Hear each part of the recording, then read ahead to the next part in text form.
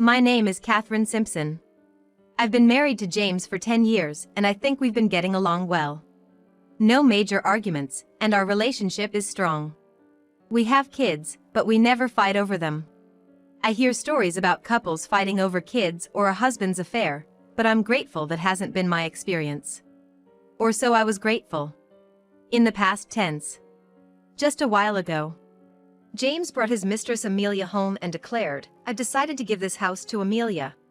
There's no room for objection.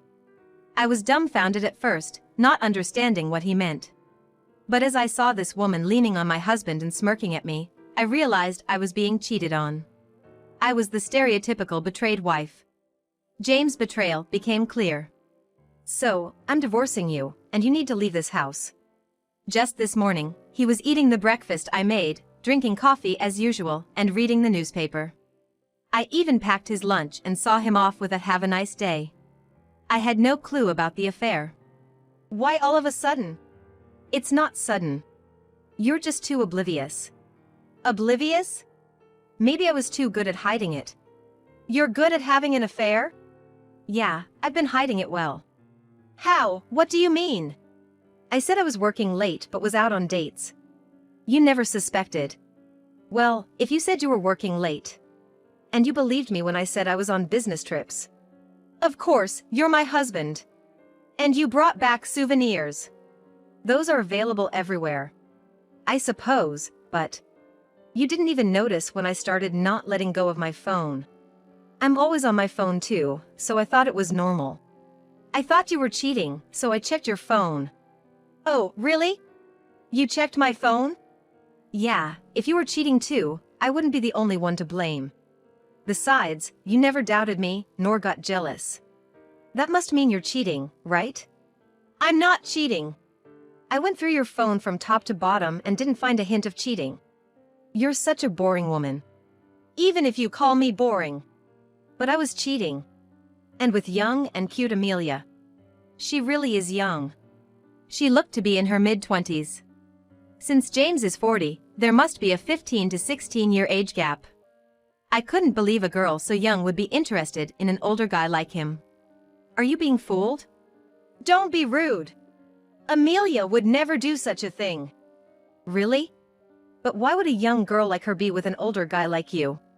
That's because I'm charming. You wouldn't understand. But just listen, I'm divorcing you. Got it? No, I don't. Just because you cheated, you want a divorce? That's so selfish. Wow, your wife is really calm. Amelia commented, looking at me. In this situation, her comment was the last thing I needed. But James responded directly to Amelia. That's right, she's always calm. That's why I said she wouldn't cry or yell even when I told her I was cheating. She's really a boring woman. It's hard to believe she really loves you, James, Amelia said. Love has long been gone. My love is only for Amelia now. It was disgusting to hear. A father of an elementary school kid, bringing home such a young woman and saying my love is. It was because of my calmness that we hadn't fought until now. I tried to stay calm, made sacrifices to keep our marriage good. And always put my husband first. And this is how he repays me? Here, look at these divorce papers. He said, showing me the printed out documents. File this quickly. I'm going to marry Amelia once we're divorced. When did you start thinking about divorce? About half a year ago. Since half a year ago. I did struggle with it, but in the end, I couldn't resist Amelia's cuteness. She's a young girl, way better than an old woman like you. Don't you think it's selfish to say that, considering you're older than me? I may be older, but I haven't forgotten how to love. But you're done with love and as a woman. How could you say that? Realizing he felt this way, I understood that divorce was inevitable. You really think that way? Yeah, you're emotionless. Talking to you is like talking to a doll, bland and unresponsive. That's probably why you don't seem like a woman. In contrast, Amelia is emotional and expressive. Isn't that because she's young? I was like that when I was young too. But being married to you, I learned expressing emotions only leads to fights. Why would it lead to fights? See, you get emotional so quickly. If both of us did that, we'd always be fighting. One of us has to be the adult. So you think you're the adult? More than you, certainly. Damn it! That's why you're not charming. Fine, I don't care if I'm not charming. After all you've said, I have no desire to continue this marriage. Let's divorce. So be it, file this. Fine, I'll submit them. But you're forgetting something important. Important? What? This house may be in your name, but we built it after we got married. So what? You don't get it. Also, this land is mine. What? So what? Don't you understand? Well, never mind. What about our child? Our child? I don't need them. They're just a nuisance. You take them, he dismissed. Is that how a parent talks? Well, I'm relieved you don't want them. I don't want a custody battle. Yeah, me neither. Once I remarry, Amelia will have cute kids. Good luck with that. I wished him, as I prepared to leave with our child. I went straight to the city court and filed for the divorce. But I wasn't going to let it end there. After submitting the papers, I was determined. Being betrayed and saying goodbye was not an option. The next day, after leaving the child with my parents, I visited a lawyer and made a request. A few months later, the mistress Amelia contacted me. What's the meaning of this? I don't understand what you're talking about. Can't you calm down? How can I be calm about this? What happened? We've received an eviction notice. Oh, that. You knew about this. Of course, I did. I had my lawyer arrange it. Why would you do that? I told you when James handed me the divorce papers.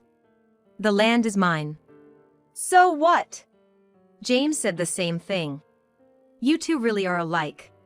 It doesn't matter whose name it's in, we're living here. James said so. There's something called residency rights. So you can't just force us out. I'm not forcing you out. That's what the eviction notice is for. But if we're evicted, what happens to the house? James said he'd give it to me.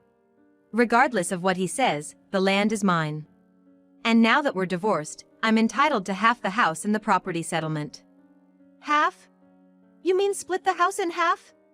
Obviously, we can't literally split a physical house in half. But in a divorce, assets made during the marriage are divided in half. You know that, right? But I was supposed to get it. Complain to James, please? As far as I'm concerned, I'm willing to hand over the house but not the land. Then what am I supposed to do? Well, eventually, I'll be taking half in the settlement. So either sell the house to come up with the money or move it somewhere else. And you'll have to pay me half the value of the house. Plus, the furniture and household items inside, since we bought them after getting married, half of those are mine too.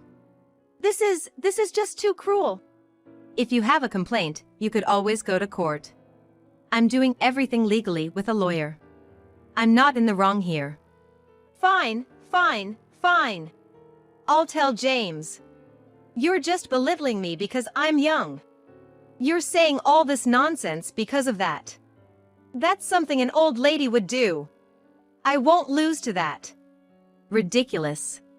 Like I said, this is all under the law. Whether you're young, lightheaded or not, that's irrelevant. What did you say? Oh, sorry. Not just lightheaded, but also promiscuous, right? I missed that part. You're the worst. She shouted, and then she seemed to hang up the phone in anger. I felt a certain satisfaction from the abruptly ended call. But of course, I didn't think this was the end.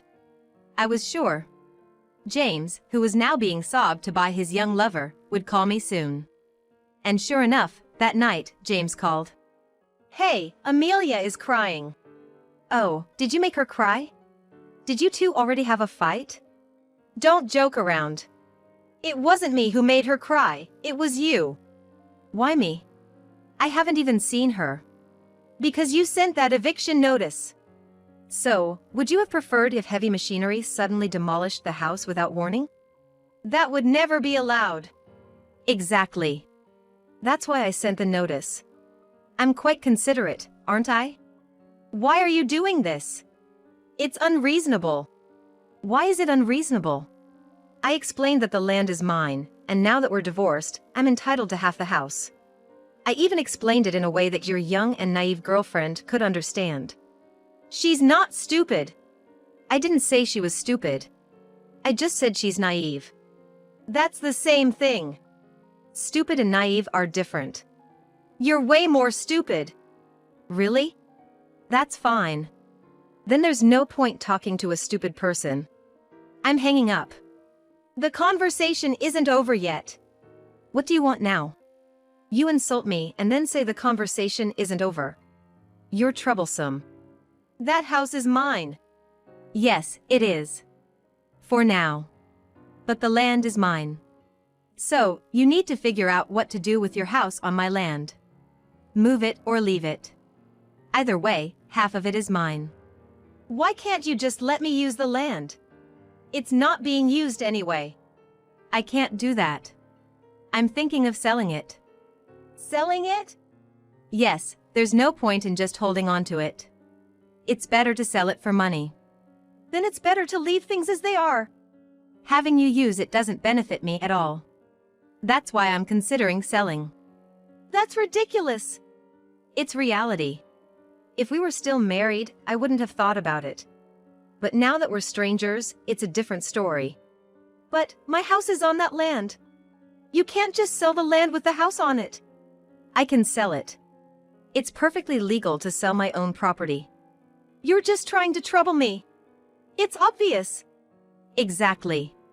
After the way you treated me, calling our child a nuisance, I won't spare any effort to make things difficult for you. What a person you are. Fine, then transfer the land to me. What? That way, I don't have to leave the house, and I can just pay you half the house's value. Then we can continue living here. I see your point. But I'm not planning to sell the land to you. You just said you were selling. I'd sell to someone else, but definitely not to you. What's gonna happen after selling someone? I'll get money, and whoever buys it can build their own house. Then you might as well sell it to me. No. Besides, I'll be getting half of the house in the property division eventually. Then you'll have to leave. No, I can just pay you the cash equivalent of half the value. I see. And if you're talking about property division, then I should get half of the land too. Why is that? Property division. You really don't understand. That land was left to me by my father. Remember? I inherited it. The inherited property doesn't have to be divided. But the house, built after we married, you have an obligation to give me half. That's... What should you do? Sell the house? But it's not going to sell if the landowner isn't selling the land. Exactly. So, how about this? I'll take the house. You'll take the house? Yes. Then I can sell it with the land. I'll give you half the sale price of the house. You plan to sell the house. If you leave the house, I won't sell it. But assuming I do, I'll get the house valued and give you half. Though, the house's value is probably negligible by now. What you're doing is too harsh. I don't want to hear that from someone who cheated and betrayed his wife. I'm just retaliating for what you did. If you refuse to leave, I'll take it to court, so be prepared. A few days later, James contacted me, sounding dejected. Amelia left. Oh, why is that? It's all your fault. I haven't done anything. You said we had to leave. I didn't say it, I just issued the eviction notice. It's the same thing. Amelia left because she said it's not what she was promised since she couldn't get the house. Leaving over something like that? She was just that kind of woman. You really have no eye for women. That's not a joke. Amelia was supposed to be my last woman. And now, because of you, my great love affair has ended. For a great love affair, it ended quite easily. What am I supposed to do now that she's gone? That's not my problem. Live your life however you want. You're a cold-hearted woman. I became cold-hearted because of a man like you. After what happened, it's impossible to remain a warm-hearted woman. And I'm suffering so much. That's self-inflicted. You get what you give. So, it's all my fault? That's right. You cheated with a young woman. It's natural for you to suffer. I see. But now, I've lost the will to live. Oh, my condolences. I'm still alive. I thought you lost the will to live. Look, now that Amelia is gone, don't you think there's no point in divorcing? Excuse me? I wanted to divorce because of her. But now that she's gone, there's no need for divorce. We're already divorced. Are we? I submitted the divorce papers the day you passed them to me. We're officially strangers. We made the decision too fast. Good things come to those who act quickly. Can't we start over? What? Let's remarry. That's out of the question. But remarry and live in constant fear of being betrayed again?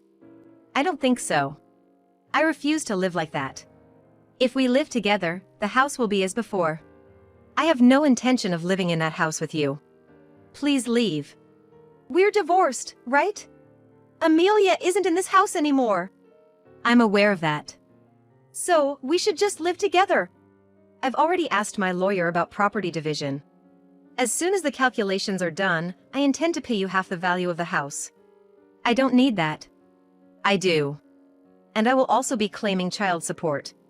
But if we remarry, all that becomes unnecessary. I have no intention of remarrying. Oh, and please give me Amelia's contact information. I need to claim the rental fee from her too. Why her too? Because she was living with you, knowing or not, in the house and land in my name. She has an obligation to pay fees too. Stop it. That's cruel. She's young and doesn't have that kind of money. Oh, she works at a show bar, right? She might have more than you. How do you know that? I make sure to research thoroughly. I'm not clueless. Fine, then I'll pay. Bill me for her share too. Really? You would do that? Yeah, I don't want to make her sad. Okay, when the house valuation is done, I'll pay you for half, minus her part. Yeah, do that. About the child support, I'll be claiming it until our child graduates from college. Isn't it until they're 18? Nowadays, everyone goes to college. College is when the most money is needed, so you'll have to pay. Okay. But considering your uncertain future, relying on monthly payments might end up with you unable to pay eventually. That won't happen. You never know. So, please pay child support and other fees in one lump sum. Partly I can do in one go, but the child support in one lump sum is... You made your bed, now lie in it. I don't care about your circumstances. Pay properly for the child. I can't afford to send them to college alone. One lump sum. I really don't have that kind of money. Then borrow it and pay. All right. But remember, if you ever want to live with me again, I'm always here for you. I'll wait for you. That will never happen. After the house valuation, James' share turned out to be 0. I received only child support and no others. Thus, James vacated the house, and I returned with our child. James, having nowhere to go, went back to his parents. But then, James contacted me again. Listen, Amelia came back. Oh, isn't that nice for you? But it's not all good news. What happened? Well, James detailed his situation with Amelia. Amelia, you came back? You want me to come back? Of course. But I'm thinking of suing you. Sue me? What do you mean? You promised me that house, saying we would marry, but it never became mine. It's all because you didn't tell me the house belonged to your ex-wife. It's not like I kept it a secret. This is a fraud. What? Fraud? Yes, marriage fraud. You said you'd give me the house, so I went to a hotel with you. But in the end, I got nothing. Well, that's unfortunate. What's unfortunate about it? I never intended to deceive Amelia. I never thought that land belonged to Catherine. I don't care. The deal was the house, And it's different now. But, still. That's why I'm going to sue you. Wait, Amelia. I really love you. Then buy a house for me. Get a house for me. Okay, I'll buy a house. Just wait a bit.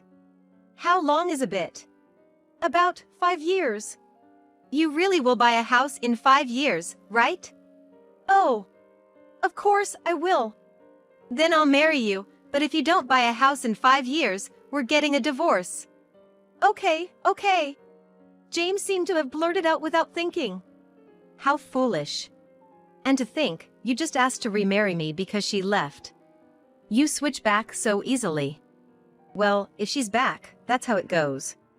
Really, you're such a fraudster. Don't say that.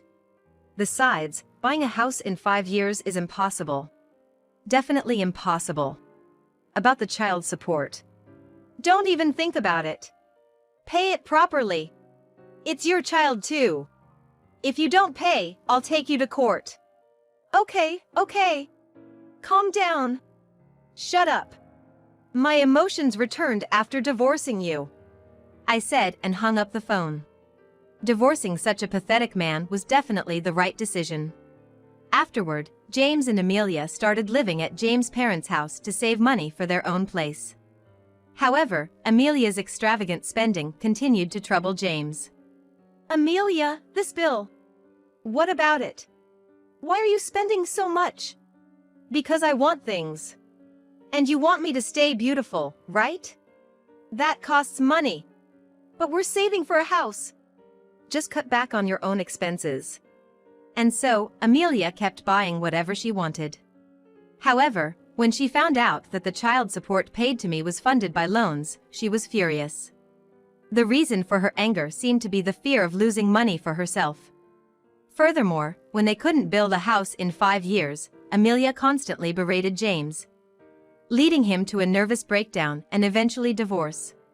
Left alone, James, unable to work properly, was scolded by his parents and ended up living alone in a cheap apartment, struggling to pay off his debts. He barely managed to afford proper meals. As for me, I continue to live happily with my family in the house we shared. We're even considering starting a vegetable garden this year. Our peaceful and content life feels truly blissful.